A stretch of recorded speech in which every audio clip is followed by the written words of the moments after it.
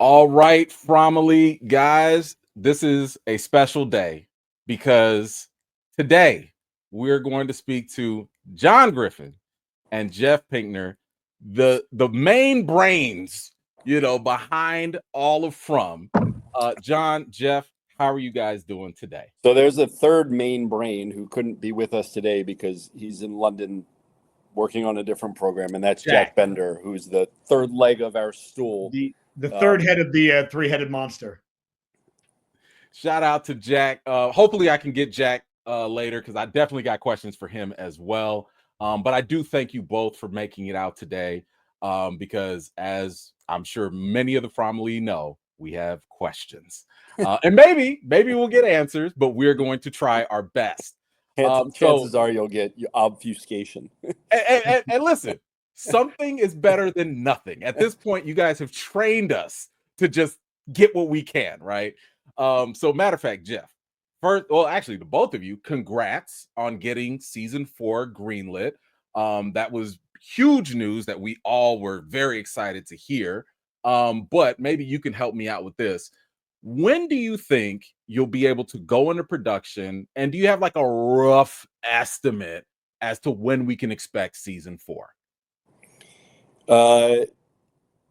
Yes, we typically like to film it. We film the show in Halifax and it's quite cold there. This is like, really deep behind the scenes knowledge.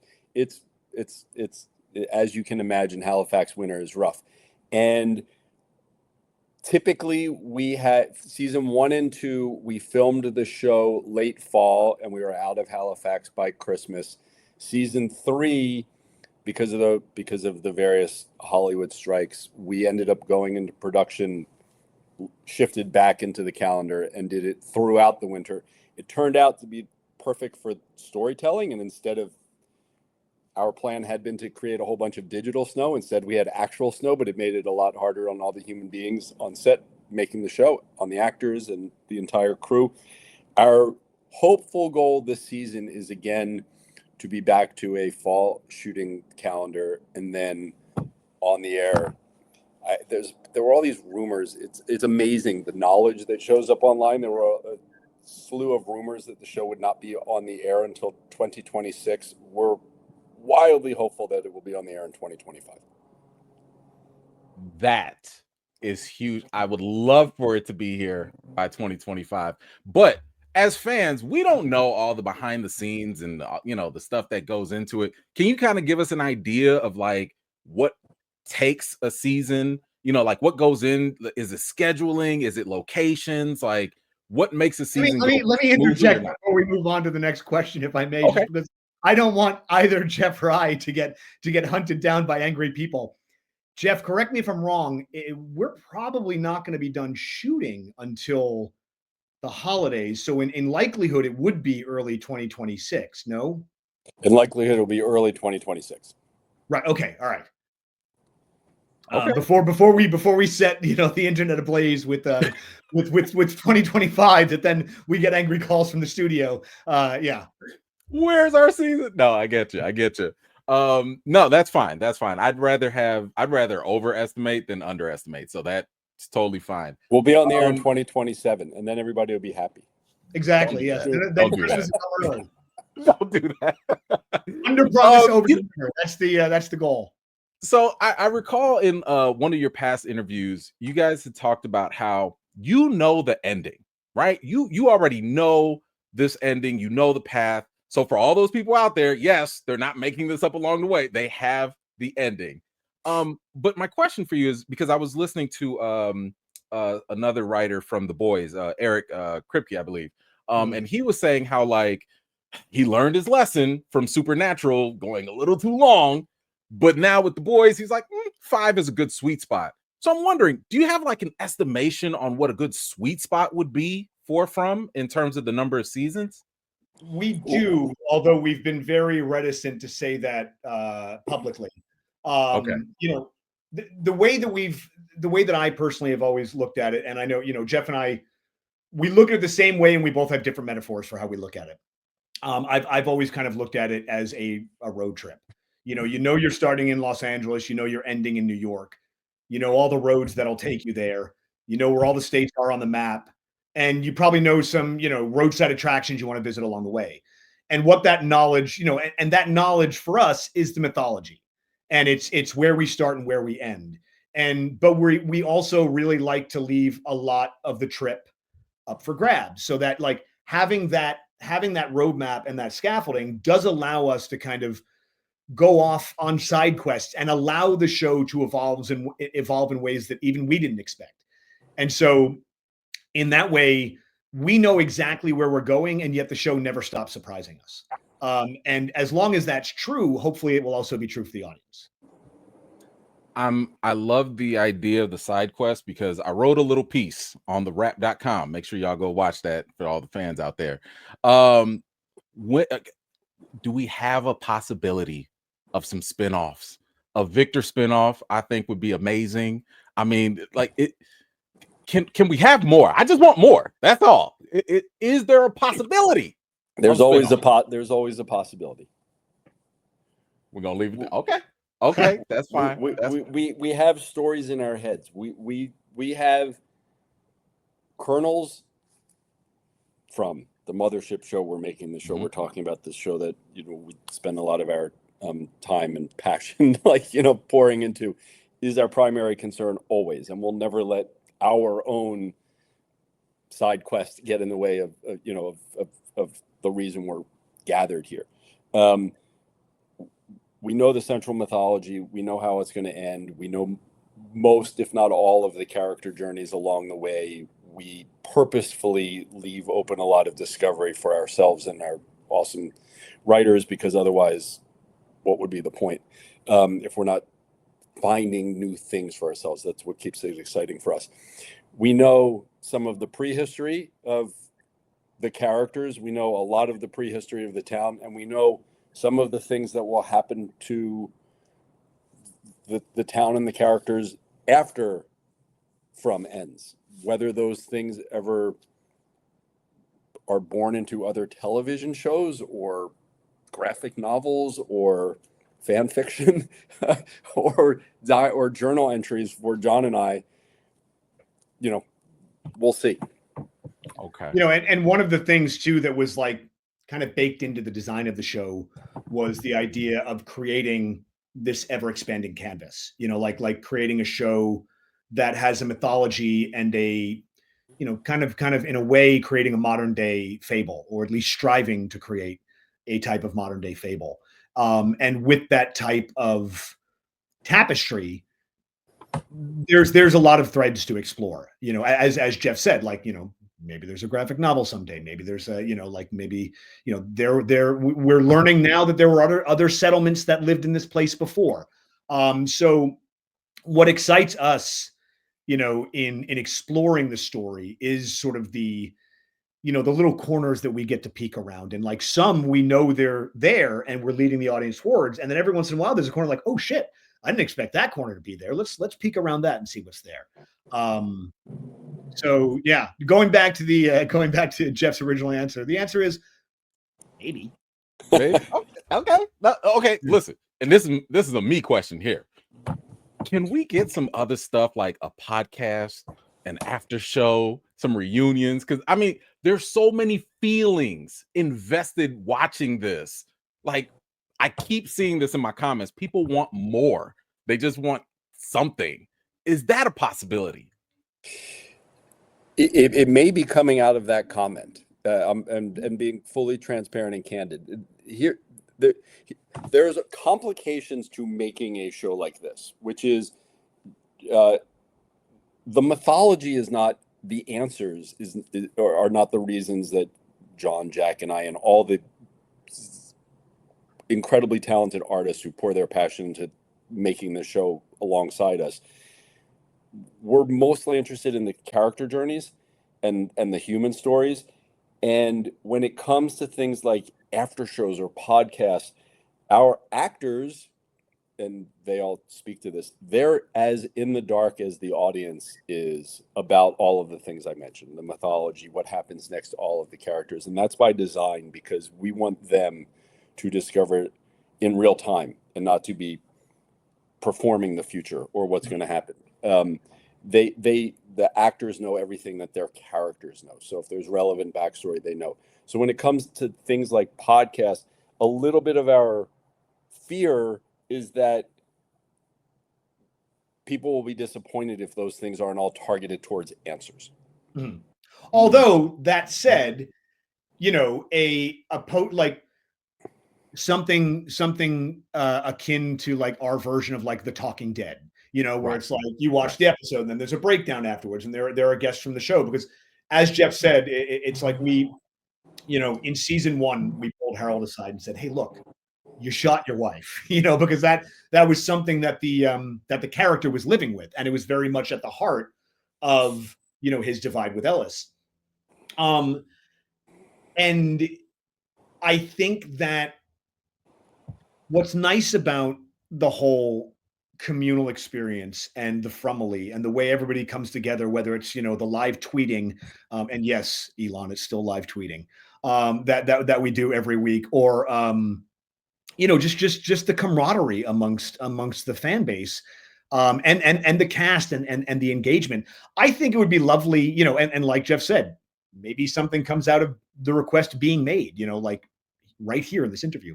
Like just something about, I know that I love getting to spend time with the cast on set, and when we're in Halifax, and when we do screenings and stuff like that. And so like giving the audience and the fans a little bit more of that, even if it's just like, hey, what a crazy episode we just saw. What'd you guys think?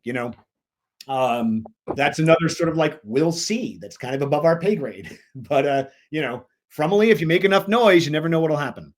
Oh, say less. I'm going straight to MGM. I'm gonna knock on that door. Like, listen, this is what the people want. So I got you. Actually, Jeff, I love what you guys said in the previous interview about how this show is not about the mystery. Well, not as much, but it's about the characters, right? And I've told my audience that, I likened it to cake. Like the cake is the characters and the frosting is the mystery, right? But of course, people are like, I want answers. I need answers. But I know on the other side of it, this is a delicate balance. So what is that process like for you guys to be like, all right, got to give you a little bit, but not too much? Like, what is that process like? I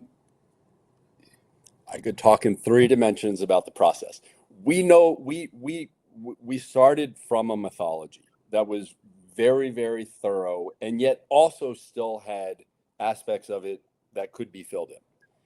So we had a really solid foundation when it comes to that. We also, from a narrative standpoint, know the ending of the show, as we said, and a lot of the significant events along the way.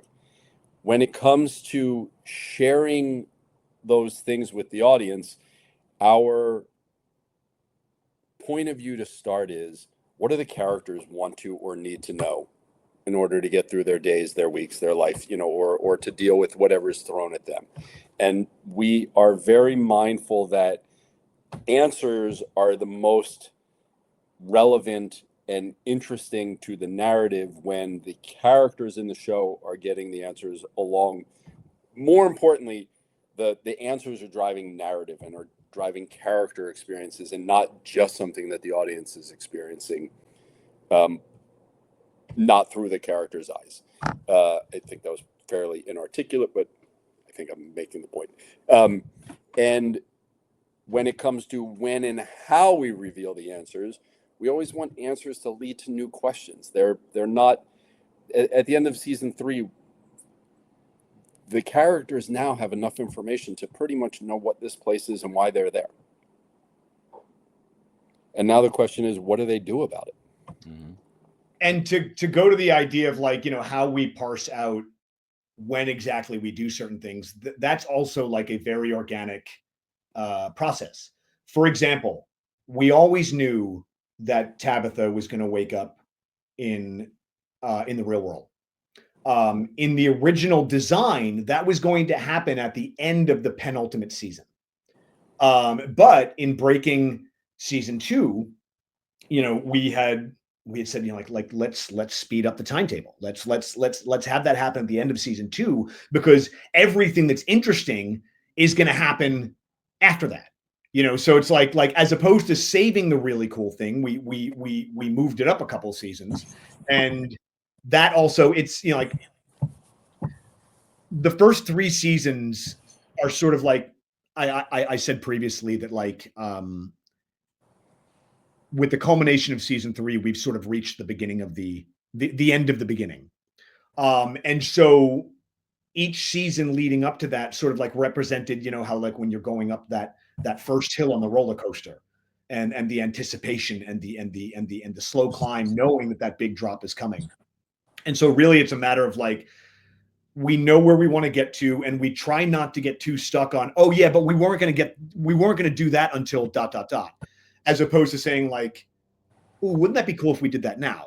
And what kind of corner would that paint us into? And how much great stuff is coming after that?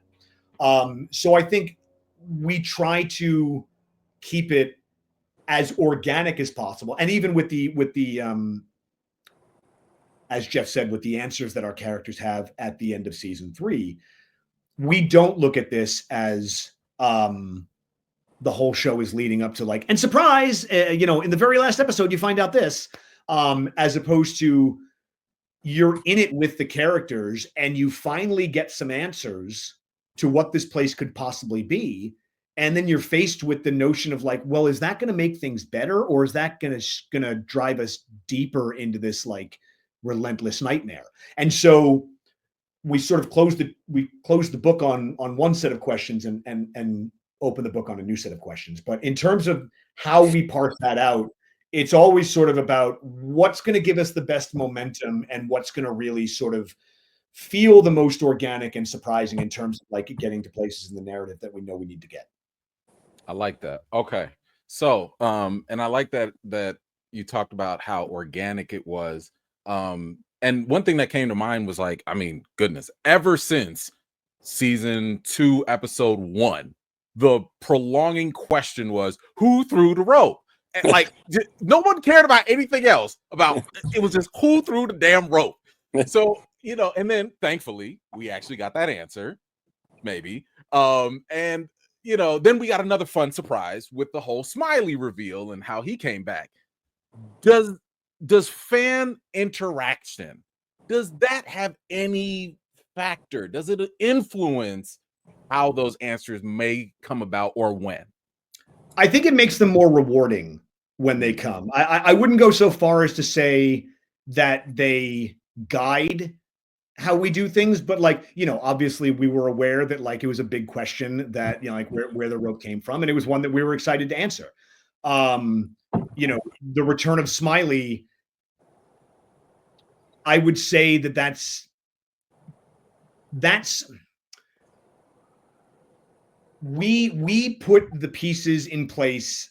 We put certain pieces in place knowing that they are going to afford us opportunities down the road. We may not always know exactly how those opportunities are going to pay off, but everything we do, we're doing. And again, this is the benefit of kind of like knowing where we're going and knowing what the overarching journey looks like.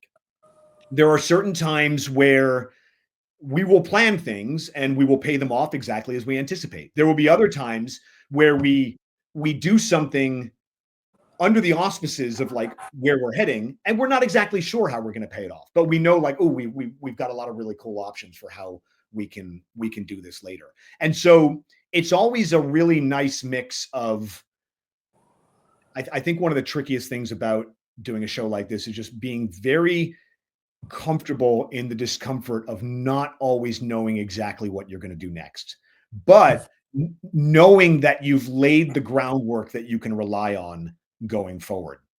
And so when we see, when we see things or we hear about things, I know Jeff doesn't really read the message boards. I try not to as well. We're both kind of looking forward, or at least I am. I'm looking forward to reading the message boards when the show is done to see like who figured out what and who got the closest and this and that. But I can say like it's really rewarding knowing that was a really big question and that we were going to have the opportunity to answer it.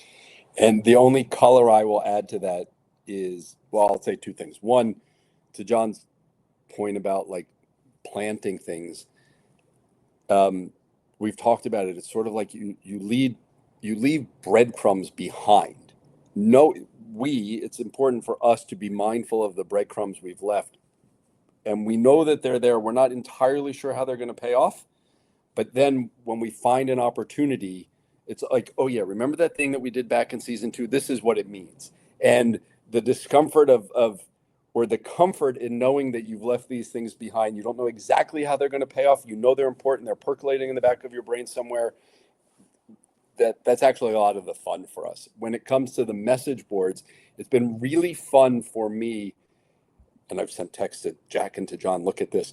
After season 3, looking back and seeing that the audience, I mean, it's our fans are unbelievable. The thoroughness with which they have looked back at earlier seasons and find things that we intentionally planted. And by the way, sometimes things that we hadn't planted or intended to, like, mean something later, but the audience is like, look, this was, of course, now those things always meant that. We'll take credit for connections that the audience has made, because of course, like, those are the happy accidents that happen when, always. It's things that I've loved that, like, yes, of course, like when there's synchronicity and things just line up perfectly that you never planned it.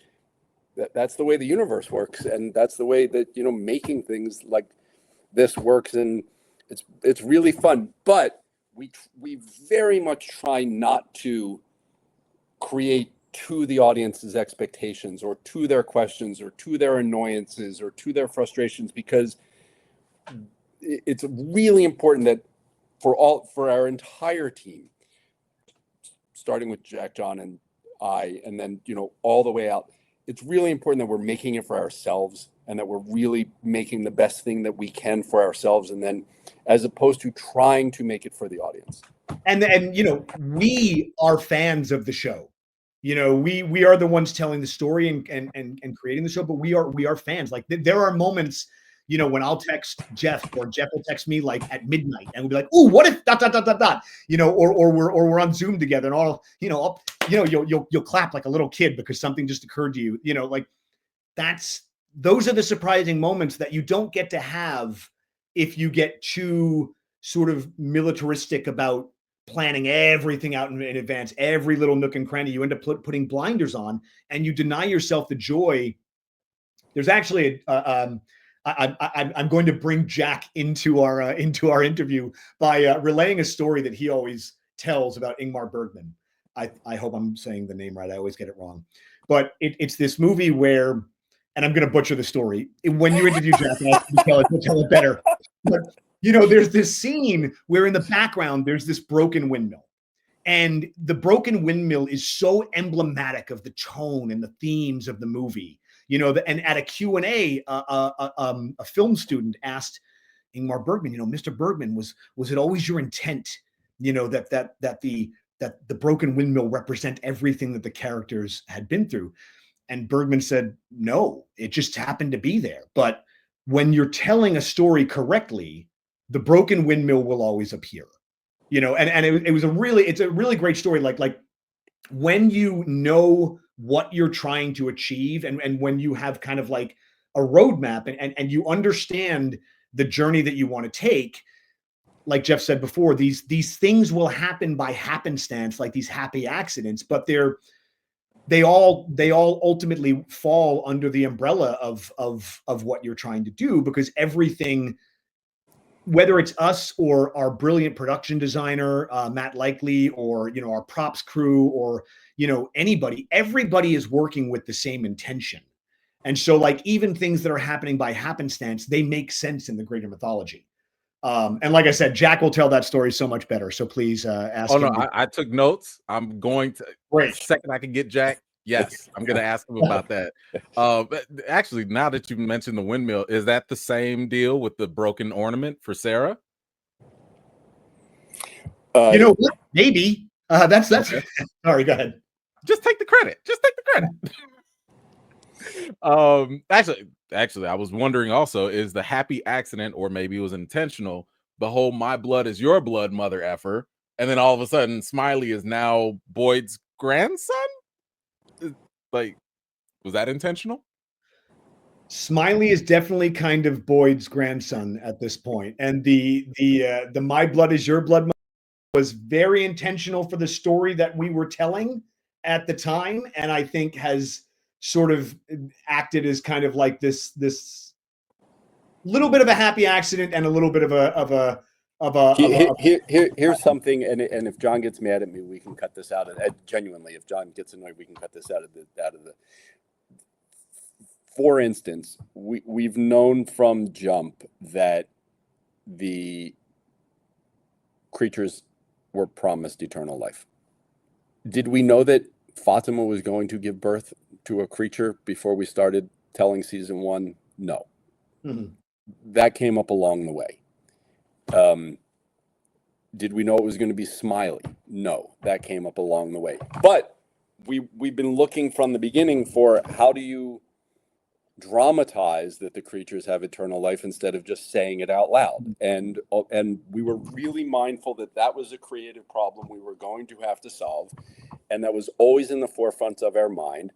And then you start thinking, like, what's the best thing that can happen to a character in this place? Oh, she couldn't get pregnant, and then she does. That's a gift. And then, of course, we have to sour that gift, and then you see the opportunity, like, oh, I know what she's giving birth to. This is the way that the character narrative, the emotion, the plot, the mythology are all going to come together. And those are the kind of moments that, as John has said, as we've said, really excite us. And so, there's planning and there's happy accidents that occur along the way. Yes. Like, for example, like when we killed Smiley, we knew we were going to have to bring him back to pay off the idea of these things are granted eternal life. And then we introduced the idea of Fatima's pregnancy, and exactly as Jeff said, it's like, ooh, here's an opportunity for two things to coalesce in a way that's really, really cool. So, yeah, no, I'm not sure why that would have annoyed me, but I'm just allowing for the possibility. What's that?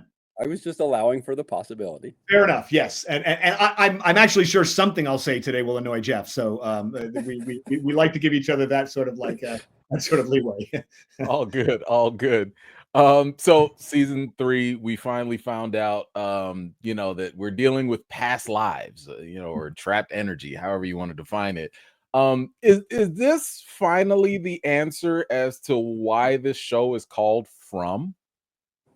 That's something that we'll never answer.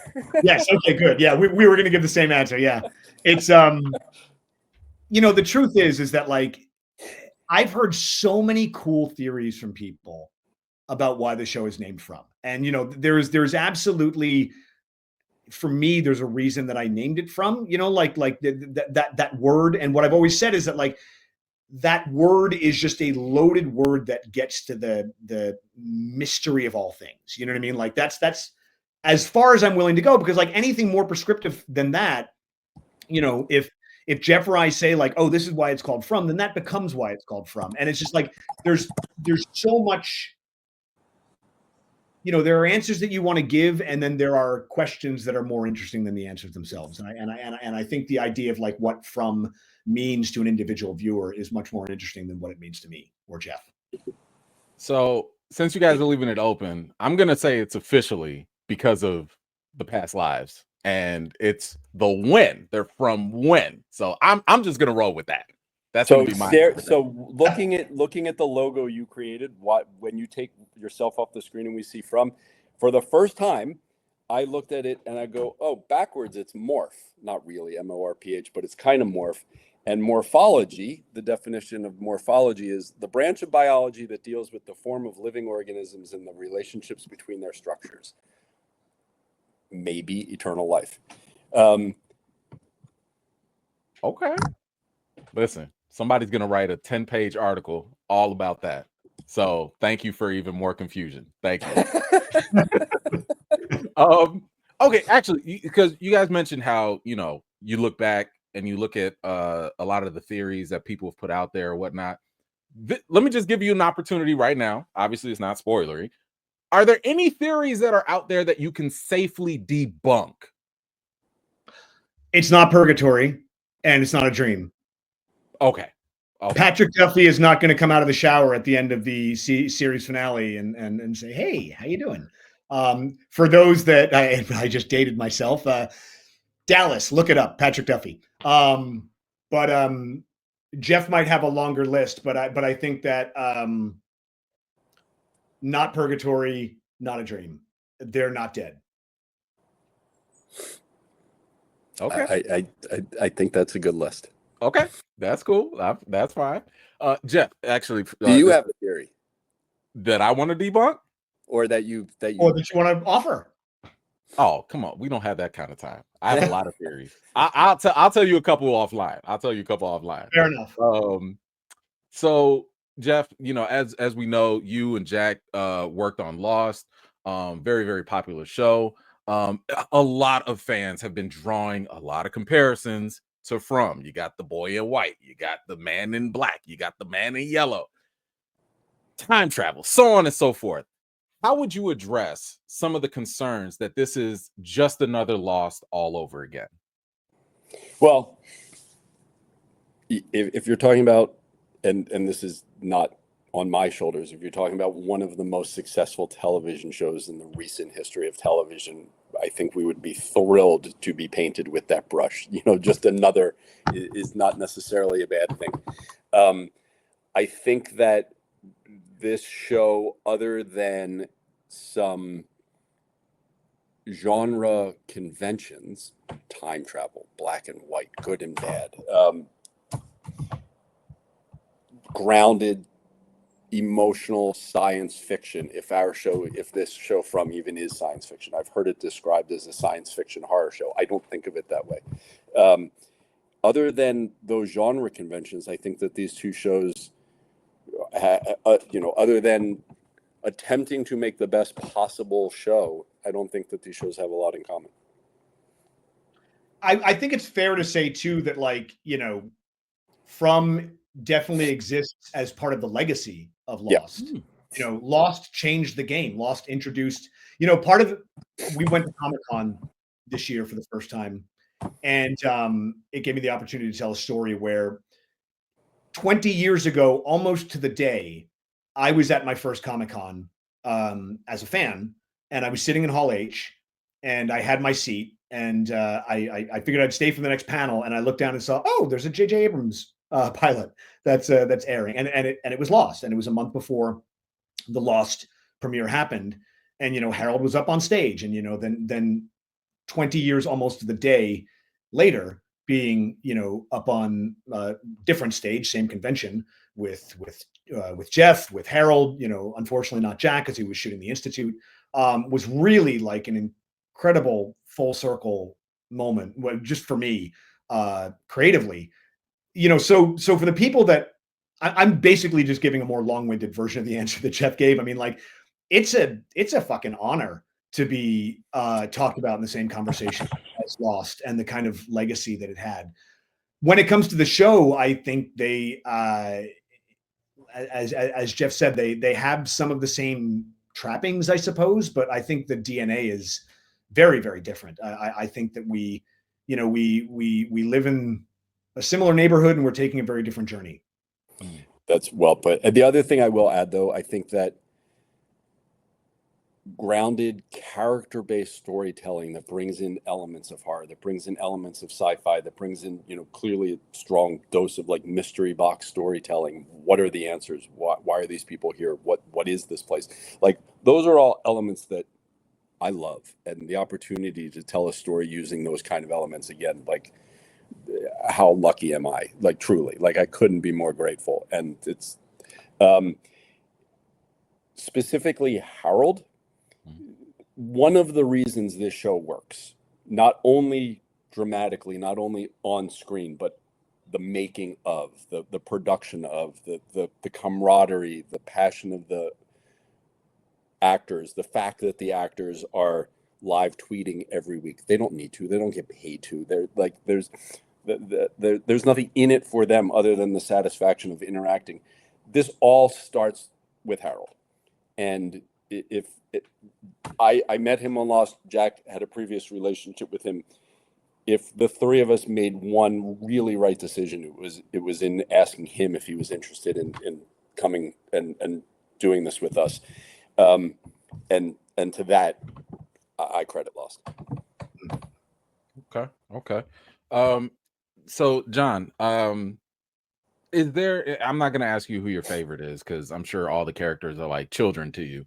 But which character challenges you the most in terms of writing?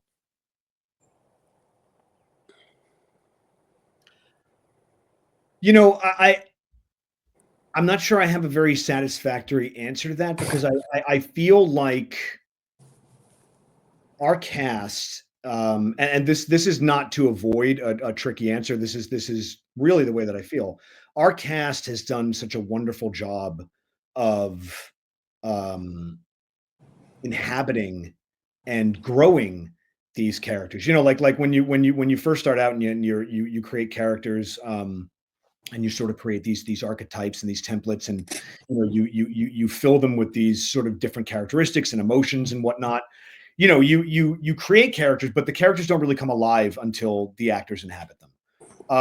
In fact, I remember in season one, one of the coolest moments for me was I was on set. It was the day that we were filming season one, episode 4, and it's the episode where Victor goes and he gives Ethan his walking stick. He gets Ethan out of the house while his parents are fighting, and they're going to go. And Scott McCord, who plays Victor, and Simon Webster, who plays Ethan, were just standing there running lines.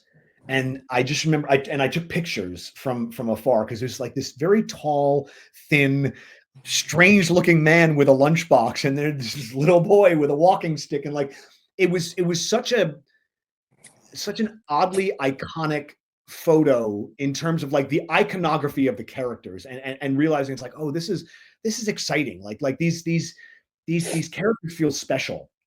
And so now it's at the point where, you know, when Jeff and I are breaking the story or I'm writing the script, it's like it's hard to tell where we end and the characters and the actors begin, and the characters begin. You know, like I remember one thing that'll another bit of insider info. In the original pilot, the character of Jade was an 18-year-old girl who was returning from spring break. And you know, and this show almost had a very different life. I wrote the pilot back in 2016. It was set up with a different company that will remain nameless, with a different studio, and that thankfully fell through, because then, you know, Jeff and I met, and the show became what it is today. Like I famously went in and talked to Jeff for 2 hours and 45 minutes in our first meeting, and then and Jeff, after I finished, and I credit him for staying awake the entire time, he was like, you know, that thing you said, what if we do this instead? And I was like, oh yeah, let's get rid of that and do that, because that's so much cooler. And it was kind of like, that was our meet cute. That was like when the two of us fell in love.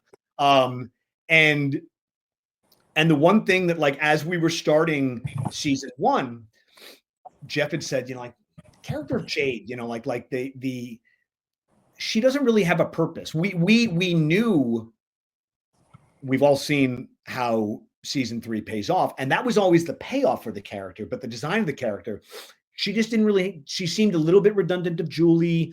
She didn't really have a place. She didn't really have a story. And she didn't have a job. She didn't have a job. Yeah. And so I think it was you, Jeff, that said, you're like, so what are we missing? Like, what if she was a brash billionaire, you know? And we kind of, and then we broke the story. We broke the idea of like, oh yeah, he just sold it, like everything that Jade became. And importantly, a genius with a point of view and an opinion of this place, and somebody who could help us tell the story. Exactly. And then I remember writing episode 3, and it was when it was at the choosing ceremony when he starts to go, oh no, Frank, please don't go. It was like in that moment, I was like, oh, that's Jade, you know? And so it was like, it's the only character in the series that like I really kind of like discovered in real time. And it was such a it was one of those moments that I was talking about before, you know, that we get to have because of the way that we tell the show. I'm sorry, keep going. No, I was just going to say, and going back to your original question, I think the actors have done such a wonderful job of inhabiting these people that there really isn't a character that I find difficult to write for. It's really each one of their voices is so specific and so unique. If anything, there's the challenge for Jeff and I is like, oh, what's this character's path this season? Like when you're spinning 18 plates simultaneously, it's like, okay, what story is going to percolate in the background while the main story in the foreground? For example, like the story of Elgin and the Kimono Woman is very much, a slow burn throughout the season, wondering, what it is that's going on with Julie and Randall and Marielle is very much slow burning as the A stories are taking place. Like it's like front burner, back burner, and then when the meal on the front burner is cooked, you place it on the back burner, and the thing that you've been keeping warm on the back burner sort of comes to the fore. So I think a very long way of saying like each and every character is really a joy to write for in their own way. It's really the challenge is, how are we gonna thread this part of the tapestry so that we're really sort of like engaged in all the areas we need to be engaged in. And the other thing that's a challenge, which is actually the opposite, is keeping characters off stage, because we have such a unbelievable gift with this cast and these characters, and there's more story that we want to tell than we have time or bandwidth for. And as John said, like honing in on what and how we're going to tell every season. Call back to your earlier question, that moment of Jade's where he didn't believe that this was real. I did happen to look at message boards back then, and people hated the character in that episode. They thought he was such an asshole. Like how, and of course, like that character needed to go through that to. So sometimes there's a danger in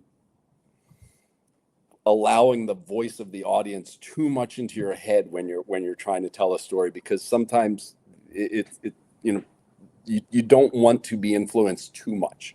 And there's also a certain amount of like, just give it a little time, see how you feel next season. Like the idea of like knowing where we're taking the character. Everybody hated Sarah in season 1. Everybody was demanding. They love her now. They love her now. Sarah's kind of a badass. Aren't you glad you stuck with her? And sometimes you love them more because you hated them and you needed to. Like I had the good fortune of making a television show called Alias years ago, and we actually did an experiment. We made an entire episode where the characters did all of the things that the audience had been asking them to do on the message boards, and it was the most hated episode of the season. It's like really, it was a lesson in be careful what you ask for, because sometimes, a very smart writer friend of mine very early in my career said that good television is falling in love with characters and watching them suffer. And you don't always, that's not always what you want to do, but it is what you find that you enjoy as a viewer. And it's also one of the goals from the start, and like in the way that we tell the story, in the way that Jack films the story, in the way that the characters perform the story, there's always been a goal in as much as we can to sort of like tell this story through the eyes of like, what if this really happened? Like, what if your reality was really ripped away from you and you found yourself living in a nightmare? And so a lot of the times what we try to do with the characters and with their stories is like, these are flawed people. These are people that don't know that they're in a television show and that they're supposed to be the characters everyone loves. It's like, these are people that in many cases are in over their heads and just doing the best that they can. And it's not always the decisions we want to see them make.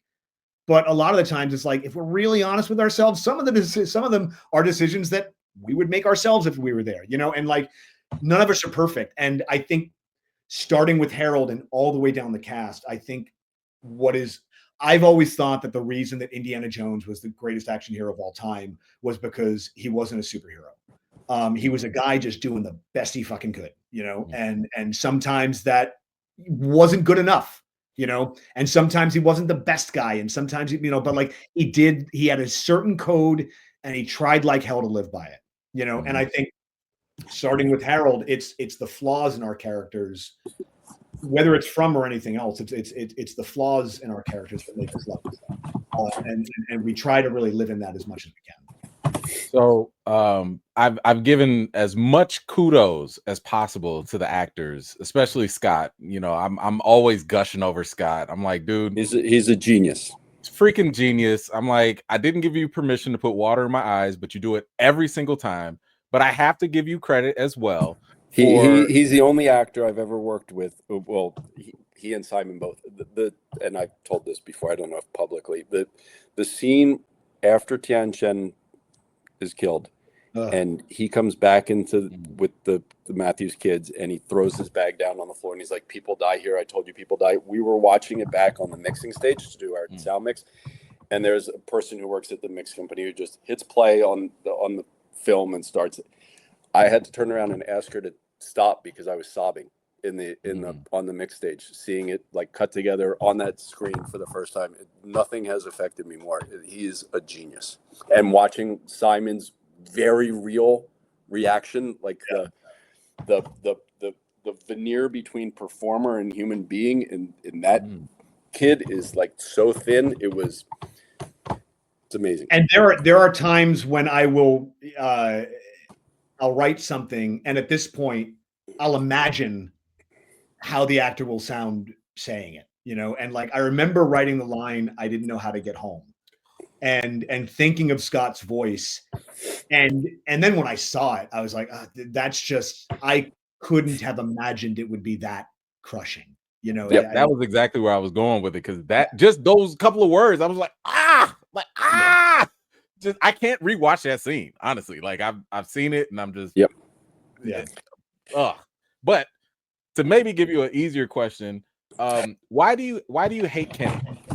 Why do you hate Kenny so much? We love my man. He can't have love. He loses both his parents. Why? You know, it was the pants. It was those high water pants. I wasn't having it, and we were like, we got to hurt this kid. No, you know what? It's, some of it has to do with, again, that character's journey, the idea of what loss looks like in a place like this. I think one of the things it's certainly cathartic for me, I don't want to speak for Jeff, but we've talked about it, and is really cathartic for both of us, is the way to like really explore things like grief and loss in a way that like you don't often get to in like, you know, what does grief and loss look like in a genre, in a horror show. And so I think that like part of it is like, that's Kenny's path. But I think also Ricky He, who plays Kenny, has such a rich and available emotional life. When we saw his audition tape, the quality of the tape sucked. Like, I don't know what he filmed this thing on, but like the quality was terrible.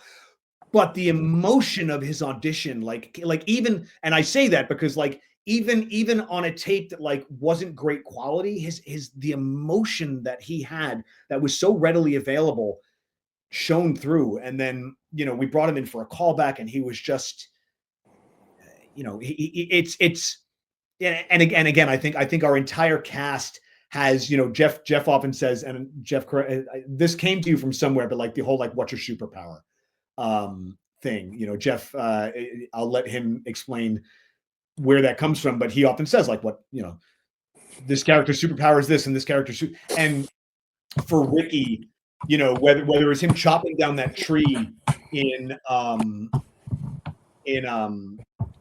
season 1, or again under the heading of like lines that I wrote, sort of like imagining what the character would sound like. Ricky in episode 2 of this season, that scene in the diner is, to me, one of the most accurate portrayals of like the shock of grief that I've seen. You know, where it's like it's not breaking down, it's not lashing out. It's that confusion. It's that stunned reality of like, I have to go. I have to go be somewhere else. And the inflections in his voice, the way that he says the way that he explains to Boyd at the end, like what the words mean, that he'll be alone now. Like those again, those are lines that I wrote imagining what he would sound like, and just the truth that he captured of that type of grief was just so, like, so really what I'm saying is that, like, Ricky only has himself to blame because he's too fucking good, and so, like, we give him as much as he can handle. He asked the same question, by the way. Ricky asked us why we hate Ricky so much. It's also the making of the breaking of the story, of the scenes, the filming, the imagining what we're going to do next is therapeutic for us as well. And these television shows, when we've been fortunate enough, it's had a long enough life. I've lost a father, John's lost a mother, Jack has lost a sister, babies have been born, other lives have been lost, we've lost a crew member. These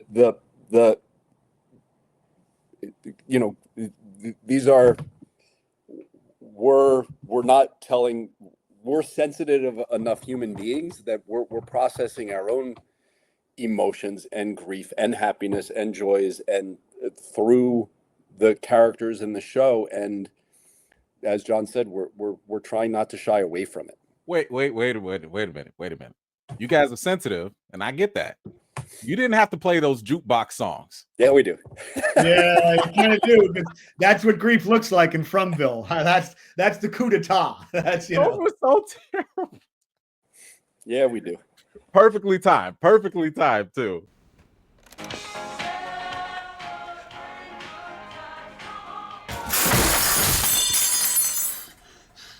So, of course, a lot of people are wondering, what can you tease for season 4? Maybe some angles, some answers. What do you got? What can we look forward to? I think that there'll be scares. There will be smile. we've said different versions of this before, but, like, we truly have reached the end of the beginning, and shit's about to go off. Okay. Are there any? Let me ask this a different way. Are there any lingering questions that might get answered? Oh yeah, of course. All of them. All of them. Oh, all of them. By the end. I mean, Yeah. all the questions that we imagine people are asking will be answered by the end for sure. Yeah. Okay. So let me And give you guys. There will be certain questions that are answered very directly, in terms of, like, you need to understand this specific answer in order to appreciate the story. And then there will be other questions that are answered, like, once you have an understanding of what this place is, it will make sense how certain things happened or came to be. So it's not going to be, there will never be an episode where one character sits down and goes, I finally figured out ... But the goal has always been, like, by the time you reach the end of the series, you really have a holistic understanding and appreciation of what it all meant. Okay, that's cool. So quick things, and you guys can give me yes or no's for this. Did Sarah ever have worms? No. Good. That's fine. Good. Thank you. You mean the letters that appeared? No. Yes. Yeah. No. I just wanted to make that official, because some people, for whatever reason, worms. No worms. No worms, guys. By no the way, worms. when John had to stop and think about it, that should have been answer enough. No worms. Yeah, exactly. I'm like, listen, forgive me for asking this, but I have to. Is Tabitha Victor's sister? Tabitha is not Victor's sister. Thank you. Do the monsters eat the organs? stay tuned. Okay, I'll take that too. You mean their own organs? What's that? You mean their own organs? No, other people falling out of the corpses. I understand. Yeah, because I know you guys cut away, which is great for the imagination, but now that we saw Fatima and her trash diet, I'm like, maybe? I don't know. Is it so true, funny? That would not occur to me as a question, but I appreciate that it is. Keep going. I get a lot of comments, so I'm trying to get the official answer so we can stop this. I mean, the irony is that we humans eat organs of other creatures that we kill all the time. But moving on. Yeah, yeah. The monsters, because we finally saw a monster run with Smiley. Did they choose not to run, or is it the fact that they just never could? Because people were I think confused about that answer is actually in Kenny's speech in episode 2 of season 1. Yeah. Where he says Yeah. they know there's nowhere we can go. And so Yeah. they walk and they smile because they know at some point we're going to run out of places to run. Right. Okay. That's what I was leaning on. I'm glad to get that confirmation. One last thing before we go, and I don't want Ricky to get mad at me. John, Ricky, last time I talked to him, he told me that you have the most fantastic story about your inspiration for the Man in Yellow, and he wanted you to tell that story. Can you please share that story? Yes, I can. It's funny. So years ago, probably about like 15 years at this point, I was driving down Los Feliz Boulevard, which is a place in Los Angeles. And I passed by, it's the corner of Los Feliz and Riverside, for anybody that knows the geography. There's a fountain. There's a big fountain. It's before you get on the 5. And as I was driving past, I saw this man in a canary yellow suit. He had a matching fedora. And he was just dancing and moving with such joy. It was like, but it wasn't like normal, like it looked like an angel trying out his body for the first time. You know, like it felt magical, like to the point where like I couldn't take my eyes off him as I drove by. And it was just one of those things where I was like, wow, that guy like almost felt like something unreal, unnatural. Flash forward to, I think it was like 4, maybe 5 years later. I'm driving up Cahuenga Pass, which is on the other side of Hollywood. And I'm driving up Cahuenga Pass, about to get on the 101, and I see the same man in the same yellow suit, only now it's tattered and it's worn, and his posture is weak and defeated, and all the joy has been washed out of him. And it felt like I had somehow drifted onto the margins of something magical. Like we're in between when I had seen him first and saw him again years later, he had gone on this quest and he had somehow failed or he had lost. And I was seeing the aftermath of this like magical figure that had been defeated. And so the man in the pale yellow suit just became sort of like a thing for me as a storyteller that I knew I wanted to use at some point in a story. And I wrote a number of short stories about him. And then when we came to this point in the journey of From, and it was time to introduce this character at the end of season 3, I was like, oh, maybe it's a yellow suit. So that's the Excellent. I hope I did justice to the expectations that you did it much better than Ricky did. So that's perfect. All right, fantastic. As long as I leave that bar, I'm good. I did have 2 more yes or no questions, so these are super quick. 1, is this a scar on his face for the Man in Yellow in the drawing? Yes or no? I know that there are theories about that, so I'm just going to say stay tuned. Okay, fair enough. And last one, is this the accurate comparison right here, or are these different? Same answer. Okay, that's all I needed. Jeff, John, thank you guys so very much for the show, for your time today, for your very entertaining and wonderful answers. Thank you. I appreciate you both. And by the way, that those 2 that you just showed up, it speaks to the level of devotion of our fan base. Like the fact that people put those things together is unbelievably delightful to us, to all of us. And so thank you and thank everybody in the Fromily, because you guys are the only reason that we get to do this. And so like I said to you offline before we started, like there is no greater, like you asked me if I read the theories, Jeff, this was when you stepped away for a second. I said, I'm just glad there are theories. It's like the fact that people are on board with us and taking this journey with us and are really excited and are as excited as we are to tell it just means the world. And use their time and their own creativity and their money to make t-shirts is like, we couldn't be more blown away. And to be honest, like making a show isn't always easy. Life isn't always easy. And like you guys pick us up when we're down. So thank you. I love the fact. I love the love. I love the love. It's all Once love. again, thank you guys so much. Hope to talk to you again in the future. Looking forward to season 4. Cannot wait. Yeah, let's do this again whenever you'd like. Do it again next season. Yeah. See you. Be well. Take care, man. If you're new here and you like what you see, don't forget to like this video, subscribe, and don't forget to hit that bell so you don't miss out the next time I drop a video. I've got more videos and reviews to do for you all, and until next time, I'll see you all later.